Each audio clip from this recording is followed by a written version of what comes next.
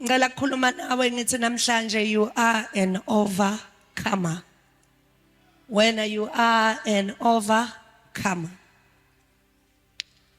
I was saying kunezimo ezithi nayifika empilweni yethu ezinye kuyadluleka kalula kuzona.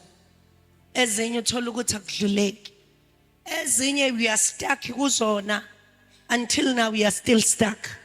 Ufuna indlela yokwenza njani yokuphuma. Nekhona bazalwane. So I'm here to assure you ukuthi nalesi simo esibonakala ngazathi sinzima. Nalesi simo esibonakala ngazathi ngeke udlule kusona. Nalesi simo esibonakala ngathi sistubborn. Nalesi simo esibonakala ngazathi sewuze wafika kwi dead end ngaso. Nothing can be done. But I'm here to tell you this morning that God is going to do something about your situation. And hayi ukuthi uzobeqala namhlanje, he has been doing something about your situation. That's why you are sitting in the chair you are sitting, because God has been doing something about your situation. Ebantwini kubonakala ngazathi uthule mara kathulanga. He has been doing something about your situation. That's why ngizokuashora ukuthi you shall overcome. Hallelujah. Let us read the word of God, the book of John chapter 11. I will jump some verses. Verse 1. Now a man named Lazarus was sick. He was from Bethany, the village of Mary and her sister Martha. This Mary, whose brother Lazarus was lay sick, was the same one who poured perfume on the Lord and wiped his feet with her hair. Uyibambile lo ndawo le. Lo Mary lokhulunywa ngaye is the same Mary owathela amafutha enyaweni zikaJesu. Waphinde wasula inyawo zikaJesu ngezinwele zakhe. What does that tell you? Akuthi ngoba nakusewufikile kuJesu ucabanga ukuthi kuyoba yicustard and chill.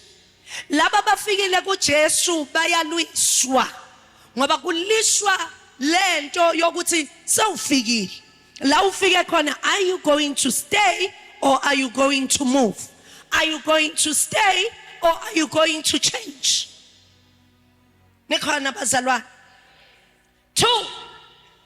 Usathane unayoitendency yokuthi afune ube nehistory ethi bheka kwake kwaba kuhle okusho ukuthi uJesu wayekhona manje akasekho. Nikhona bazalwane. And if you read the book of Joshua, uthi angikuyalanga yini ukuthi nginguJehova uNkulunkulu wakho ngizokuba nawe nayikuphi la uyakhona. Into ezonqobisa wena akusiyi qualification. Into ezonqobisa wena akusiyi imali. Into ezonqobisa wena is the presence of God in your life. As long as God is present in your life, as long as Jesus is present in your life, there is nothing that you cannot overcome. It doesn't matter how long, but at the end you shall overcome. So, number 1, ngifuna ukuthi ungabi surprised ukuthi sewukholwa kangaka. Why uhlushwa ama monitoring spirit? Maybe ngikholwa kahle, maybe ngenze kahle. Inkinga ukuthi ufikile kuJesu. Indaba nje sekuthenini ufikile kubani? kuJesu. Nikhona bazalwane. Now nase ufikile kuJesu, they are pulling forces that they don't want you to stay there.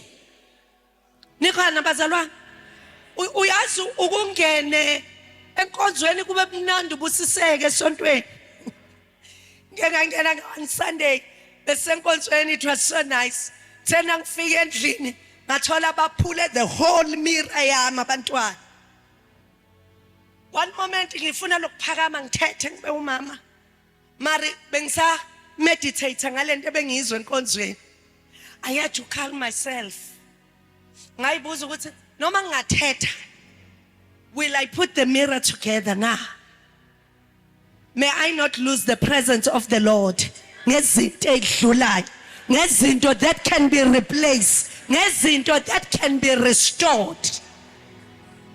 But may I be in the presence of God at all times. Nikhona bazalwane. So, as a person who will overcome, hlala ebukhoneni bukaThixo. Noma imimoya ikududula away from the presence of the zabalaza. Ebukhoneni bukabani bukaThixo. Uyangizwa ukuthi ngithini? Ngelinye ilanga kuyokubiza ukuthi ukhase ngamadolo, qhubeka ukhase ngamadolo, mara ukhase ebukhoneni bukaThixo. Ngelinye ilanga uyoshishiliza ngezinqa phansi, shishiliza ngezinqa phansi usebukhoneni bukaThixo. Ngelinye ilanga uyozwa ngathi isimo sikhudula ngeinwele, sikudonsa ngenhloko phansi, sikorobha ngawe phansi, mara uthi ebukhoneni bukaThixo khona I will never be moved. No situation should move you in the presence of the Lord. Not even ukufa should move you in the presence of the Lord. No pain should move you in the presence of the Lord. Nikhona bazalwane. May you dwell in the presence of the Lord at all times, at all that it cost. So while we dwell in the presence of the Lord, kunezimo ezifika zisipethele. Hey, sife sisebukhoneni bukaNkulunkulu. Sismile sifile. Ngoba silimele. But nase sisebukhoneni bukaThixo. Ukulimala sikubeka eceleni sithi siyazi Nkosi uzoyilungisa indaba yethu. Uma sihamba ngobungcwele siye kokubi, senze okuhle Nkosi sikhona sila. Sisebukhoneni, we know you shall move this mountain. We know you shall change this situation. For that we are not going to be moved. Nikhona bazalwane. Let us read. The same Mary whose brothers were sick was the one who poured perfume on the same who poured perfume on the Lord and wiped his feet with her hair. So the Lord's sister sent a word to Jesus. Lord, the one you love is sick. Nkosi omthandayo. Onjani bazalwane? Onjani bazalwane? Omthandayo. Onjani? Omthandayo akasebenzi. Ngizwa kuthunyelwa umlayezo namhlanje. Uyathunyelwa uthunyelwa kuJesu. Kuthiwa Nkosi omthandayo. Umshado wakho uyahlephuka. Nkosi omthandayo. Abantwana bakhe abasamameli. Nkosi lomthandayo. Umsebenzi uyaphela. Nkosi lomthandayo. Amakhelwane balwa naye. Nkosi lomthandayo. Umndeni wakho uyamvukela. Nkosi siyathandwa ekhaya ezulwini. Sithandwa noma izimo seyifikile. But never doubt the love of God. May people see the love of God even if we are in the midst of the situation.